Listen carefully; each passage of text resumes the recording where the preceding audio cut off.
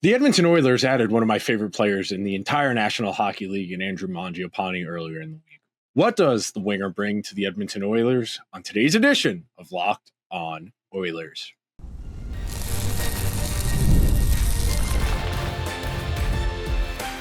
You are Locked On Oilers, your daily podcast on the Edmonton Oilers, part of the Locked On Podcast Network, your team every day.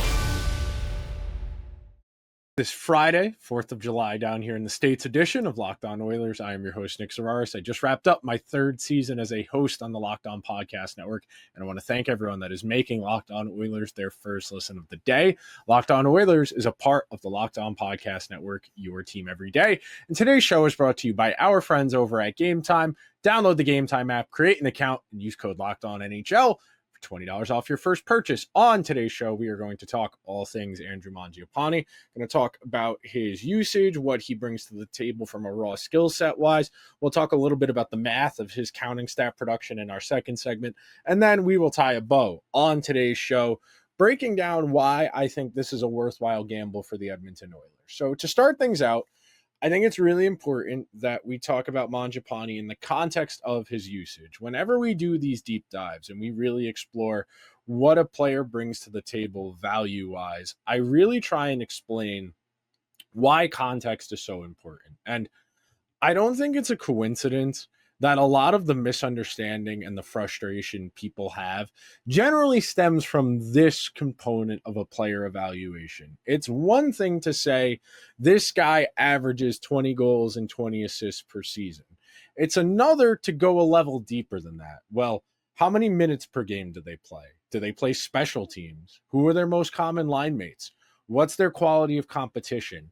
What is that line's responsibility in the minutes they have? Those are all factors that are essential in understanding what a player brings to the table, because those environmental factors have such an important and frankly outsized impact on what a player's actually able to materially do within a hockey game. You know, what do they say about available opportunity, the best type of opportunities, availability or whatever? You need to play if you want to make things happen for yourself. If you're only playing 12 or 13 minutes per game, it's going to be really challenging for you to make a significant impact on the game, especially because generally, if you're only playing 12, 13 minutes per night, you're probably not sneaking onto a power play unit. And as is the case in Andrew Mangiapane, this is not somebody who has extensive power play experience. This is somebody who has typically been a second or a third liner, depending on the team they're on. This past year in Washington, more of a third, fourth liner, but he has typically been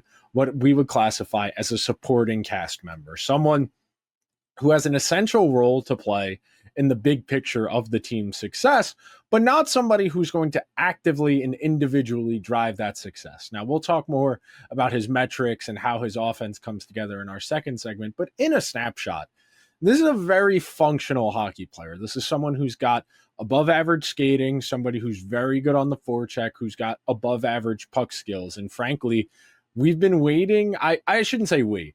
People in Andrew Mangiapane FC like me have been waiting for him to find that scoring touch he had a couple of years ago back in Calgary, where he was over 30 goals playing with Michael Backlund and Blake Coleman on really, really good Flames team that, of course, lost to the Oilers in the second round before the Oilers subsequently lost in the conference final to Colorado. But when you have guys like this, who at the worst are high floor, low ceiling guys, and that's why Washington took a flyer on him for a draft pick last year, wasn't essential by any means to Washington's regular season success this year. But when you have guys like Mangiapane as your 9th, 10th, even 11th forward, you're a very deep hockey team, because Mangiapane doesn't really have any holes in his game. He's not a liability. He's not weak defensively. He's an above average skater. He's very strong on the forecheck. He's very strong on the cycle. Those are all skills that make you valuable. 14:45 is his average ice time in his career overall. Last year, the lowest minutes Mangiapane averaged per game of any season in his career as a full-time NHLer. Noted, did not kill penalties in Washington on a big scale this past year, where he'd been consistently one of the 4 most used penalty killers on the Flames prior to last year before getting traded to Washington. This is somebody who, generally speaking, is mostly played against other teams' bottom sixes. somebody who's been on what we would classify as a matchup or maybe a defensive third line. You think about the skill sets of Michael Backlund, Blake Coleman, and Andrew Mangiapane. I almost said Yanni Gourde because I had said Blake Coleman, and I was thinking about that Tampa Bay third line. But you think about the skill sets we're talking about here. Those guys are possession monsters. Now, as a trio, none of those guys is a particularly great shooter. You know, Mangiapane's had some nice seasons, 18, 19% shooting, but 14% is above average, so I should be fair. But there's not an elite guy there shooting-wise. So it's not a surprise to see them have a ton of possession because they're going to milk zone time. They're going to cycle the puck. They're going to look for second, third, fourth scoring opportunities because they don't have that high-end shooting talent. And to offset that, they're going to play more of a possession-based game. They're going to play more of a game rooted in winning puck battles, keeping it moving, cycling the puck high to low, looking for point shots, trying to crash the net for rebounds and deflections. And this type of skill set is versatile because you can play this anywhere. We'll talk a little bit more about the fit and why I think Mangiapane is a good gamble in our third segment, so I don't want to get too far ahead of myself. But on paper, you see the vision here. On paper, you see the skill set. You see a guy who wants opportunity, and the Oilers are abound with opportunity for wingers right now. As we talked about on yesterday's show, they have real openings on down that right side once you get past Zach Hyman, and it creates opportunities. And it's never a bad thing to have lineup opportunities for guys that they can play their way into bigger roles. You think about Kasperi Kapanen and Vasily Podkolzin last year. Both are, I don't want to say exciting propositions going into their second seasons as Oilers, but I loved what I saw from Podkolzin. And Kapanen, though he's a one-dimensional player, pretty good at that one dimension when he's focused and attentive. And last year, the Oilers did a great job of bringing that out of him. They put him in a position where he was, frankly, one of their more consistent bottom six players in the playoffs, scored the series winner against Vegas. And look, they're going to be asking more of Mangiapane than what they got out of Podkolzin and Kapanen. I think you should expect Mangiapane to be a 50-point forward if he's in the top six for the majority of next season. And we'll talk a little more about offense. I know I keep teasing what's ahead, but I don't want to get ahead of myself in the material. I think it's really interesting that what I find most tantalizing about Mangiapane is his retriever skill set. This is somebody who's going to win a lot of loose pucks, who's going to win a lot of foot races, who's going to pressure defenders in their own zone, try and force them into mistakes, force them into turnovers. And what that does for your lineup, you think about how menacing Zach Hyman was on the forecheck in the playoffs before he broke his wrist. You think about the effect that Vasily Podkolzin had, especially when he was moonlighting in the top six during the regular season, as just go get the puck, get it to the best player on your line, and be in the right position. I think Mangiapane is a higher end version of that. I think this is someone who can get to those higher leverage areas, who can create some dangerous offense in a way someone like Podkolzin or Kapanen might not be able to in terms of just raw physical skills. And that's not to denigrate Kapanen or Podkolzin, but Mangiapane's been a 30-goal guy in this league. That's a very high threshold. If you can score 30 goals in the NHL, and I know it was only one time, and on a very good team, but the capacity to be a good hockey player is here. And there's going to be real opportunity for him to thrive here. And I cannot wait to see what Mangiapane does as an Oiler. But we're going to take our first break of today's edition of Locked On Oilers. When we come back, we're going to talk a little bit about how Mangiapane makes his offense coming up next. So be sure to stick around to this edition of Locked On Oilers, where we've got your team covered every day. We've all been there, logging on early and waiting forever for concert tickets to go on sale, only to lose your spot for a show you've been dying to see. Live music should be about making memories, not dealing with the stress of ticket shopping, and that's where Gametime comes in. Gametime makes getting concert tickets faster and easier than ever. Prices actually drop closer as it gets to showtime, and you can save up to 60% off their last-minute deals. If you're tired of endless scrolling trying to find the best bang for your buck, Gametime Zone Deals pick the best seats in your section for you. And if you're curious about what the view is going to look like from your seat before you get them, the Gametime app has a panoramic seat view feature, so there's no surprises on show night. Take the guesswork out of buying concert and show tickets with Gametime. Download the Gametime app, create an account, use code LOCKEDONNHL for $20 off your first purchase. Terms apply. Again, create an account and redeem code LOCKEDON NHL for $20 off. Download the Gametime app today. Last minute tickets, lowest price guaranteed.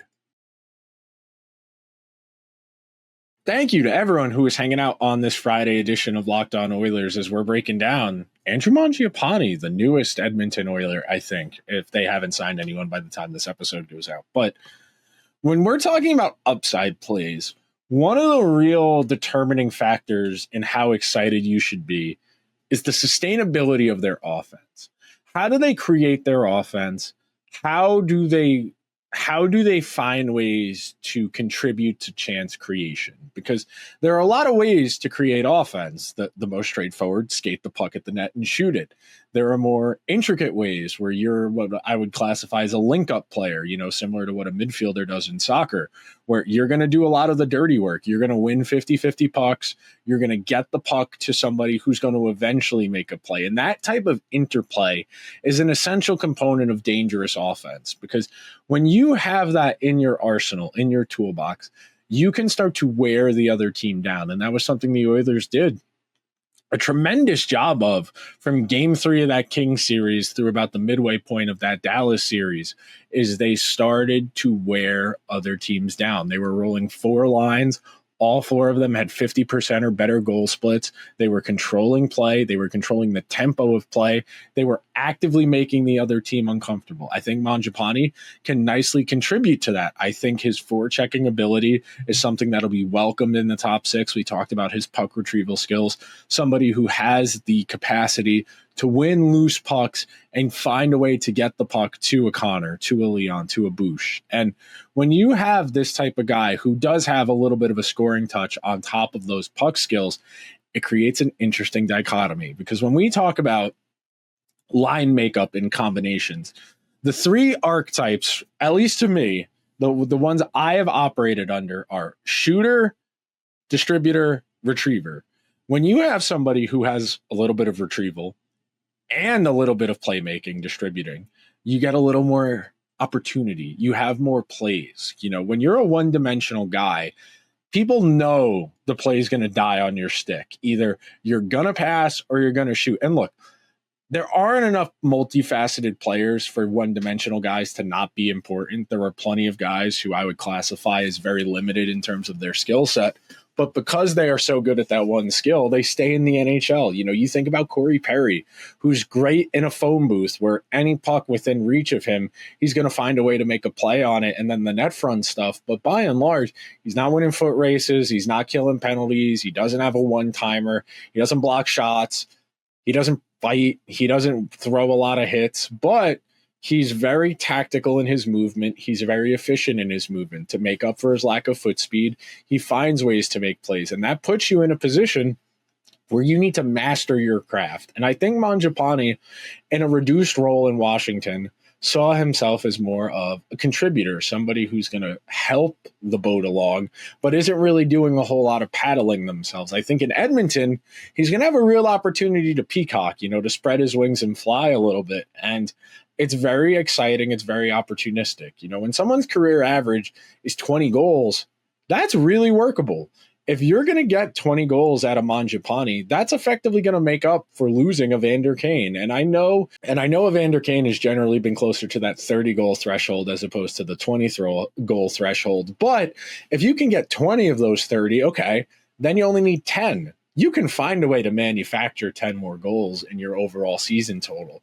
That's something for you to think about as far as just the value of this type of player. And then you have the opportunity to get more out of him because he's going to play more minutes per game, you would expect, than he did in Washington last year. He might be able to sneak on to a second power play unit, or maybe if the power play goes cold, he could potentially sneak on to that first unit. He's going to get an opportunity to potentially play with Connor or Leon either of whom would be the best player Mangiapane's played with ever, period. And yes, I know there's going to be, well, what about yeah, he played like 20 minutes last year with Ovechkin. Let's relax. I know Ovi's the best goal scorer ever, but Connor and Leon, consistent opportunity to play with those guys will do a lot for what Mangiapane brings to the table. And not somebody who shoots the puck a ton, 141 shots on goal, 14.4% career shooter. League average shooting percentage is almost 11% now. I remember when I first started covering hockey like a decade ago, it was about 10%. It was about 9%, and goalie save percentage was about 9-10. Now that number's inverted a little bit, where we see that save percentage is right around 900, and now the shooting percentage is almost over 10 more consistently than not on a yearly basis. And when you're an above average shooter, you have the capacity to do a little bit more. You know, we talked about it from the perspective of Blake Coleman and Mangiapane and Michael Backlund on the Flames a couple of years ago, where Mangiapane hit that 30 goal mark for the first time and only time in his career. And when you have that in your bag, that's telling you the highest end range of outcome is a 30 goal campaign from a guy who's only going to be making $2.6 million per year. And again, I don't expect Mangiapane to come in and score 30 goals next year, but if he shoots the puck 180 times as opposed to 140, well, 14% of 180, well, that's higher than 14% of 140. And when you're thinking about it in terms of volume, that's kind of the way you're going to bank on Mangiapane creating his offense, because even though he's got the above average shooting percentage, I wouldn't classify him as a particularly dynamic player, someone who's going to make plays outside of structure, find ways to raise the play of guys around him. This is a supporting cast guy. I think there's a ton of value in having a supporting cast guy with a plus shot who can forecheck well. This is a very useful skill set. He's not costing a lot of money, and he's going to have an opportunity to play with genuinely great players. So if you are an optimist, if you feel like, okay, yeah, you lost 5 forwards in one offseason and you need to start replacing them both internally and externally, you could do far worse than bringing Mangiapane in to be the 5th or 6th forward. And in an ideal world, you'll go out and you'll trade for a winger ahead of the trade deadline, and you can drop Mangiapane down to that 3rd line, and you can run some permutation of him, Henrique, and Trent Frederick, which you would feel really good about if that was your 3rd line. I know it sucks having to wait for the deadline to improve your team effectively, but that's the reality of the situation the Oilers are in right now. They just don't have the cap flexibility to make their moves now, so they do need to manage that. They do need to operate in season with the mindset of trying to accrue as much cap space as possible so that when the deadline does come, they have the capacity to add. Now, would it shock me if Mangiapane went for 25 or 30 goals next year playing with Connor or Leon extensively at 5? No, it wouldn't, because it's within his range of outcomes. It's like the highest possible end range of outcomes. But you think about what we talked about in that first segment as far as context. How many minutes per game is he getting? Who is he playing with? What's the quality of competition? You get the right alignment of the environmental factors on top of the raw physical talent, and that's how you get a 30-goal season out of someone like Andrew Mangiapane. We are going to take our second and final break of today's edition of Locked On Oilers. When we come back, I'm going to tell you why I like this signing so much and why I think this really might work out. Coming up next on today's edition of Locked On Oilers.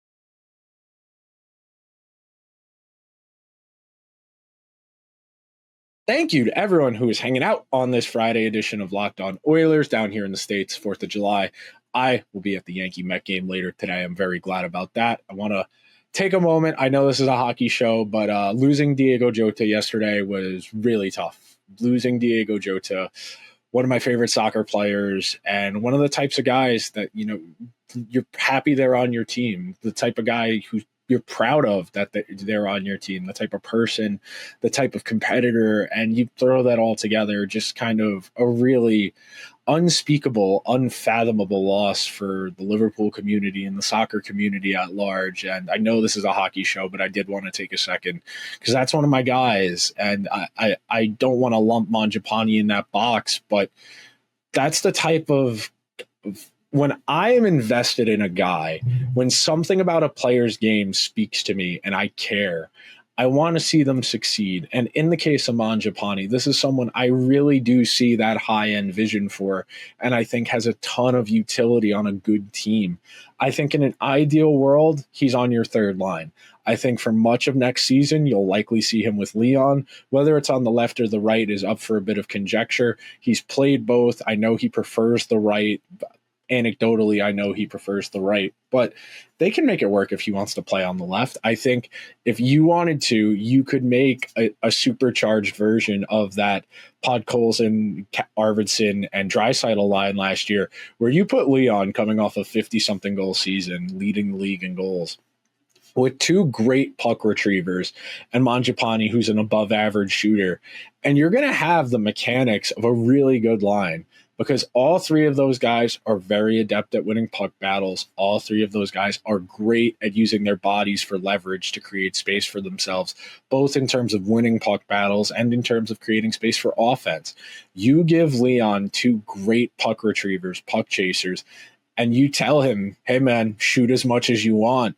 The danger is there. The world for Leon to hit 55, 60 goals is very much on the table if he's going to play with two truly supporting cast guys. Now, I think that does limit you in some respects, because defenses will start to cue in on that. They won't respect Mangiapane or Podkolzin shot as much because Leon's going to take a lion's share of the scoring chances. But if the mechanics are there, the capacity for something fun is really in place. And I think the Oilers are going to have the chance to make something out of this. And look, I know we're coming off of a season where both Jeff Skinner and Victor Arvidsson relatively disappointed compared to what they were expected to bring to the table.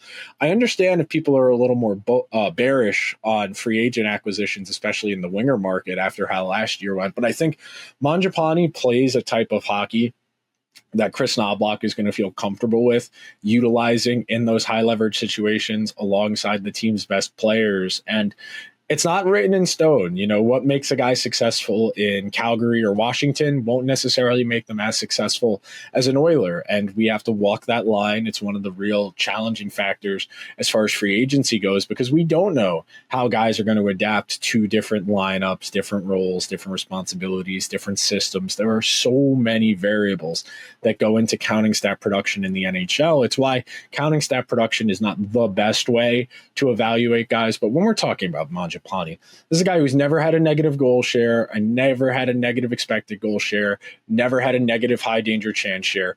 The mechanics of a very good supporting cast guy are here. I think if the Oilers are going to lean a little bit more into the heavy cycle game, a little bit more into the high to low, a little bit less off of the rush, at least in the non-McDavid minutes, you could do far worse than adding a guy like Mangiapane, who has the capacity to both be a bit of a shooter, 20, 30 goals in an ideal world, and also has the link-up skills, the puck battles, the board battles, having enough puck skills to pass the puck where it needs to go to create offense. And then you're telling guy, okay, do what you're great at, and we're going to put you out there with one of the best players in the world. He's going to command a ton of attention. You're going to have more space than you're used to. You're going to get opportunities to shoot because defenses are going to be doubling him. They're going to be shading towards him, and that's going to open doors for you. And if you score on those opportunities like we hope you will, you're going to have a million opportunities to stay there, because if you play your way into a bigger role, you will have earned it, and we need it. That's what's beautiful about the reclamation project market, is if the guy plays himself into a bigger role, it works out great for everybody. If not, you didn't spend a lot. $2.6 million when you're in the cap situation the Oilers are in is a bit of a challenge. But when you think about it in the abstract, the Oilers only had, $6 million in cap space or so after salary dumping Arvidsson to the Bruins. You still have a little money left. I wouldn't be surprised if they got in on another cheap bottom of the market guy. There was a small part of me that was curious to see if they might take a look at someone like Brent Burns, but ultimately Burns chose Colorado in pursuit of his first career Stanley Cup. But when you have these guys who everything on paper looks good, the skill set looks good, the attitude looks good, and you say, we're going to drop you with a great player, and you only have to get them the puck, get to good spots, get the puck, you are going to have the opportunity. And look, so much of sports is converting your opportunities, is recognizing the moment, realizing the moment, and not everybody has the capacity to take advantage of their gifts. But by and large, we're talking about someone who has really nice skills.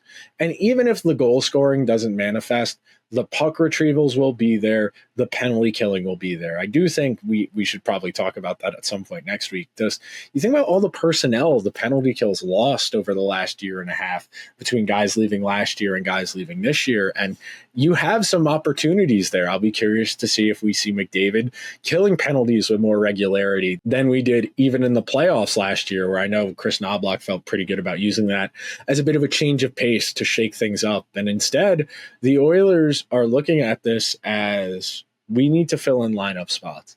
This is a guy who's not asking for a ton of money.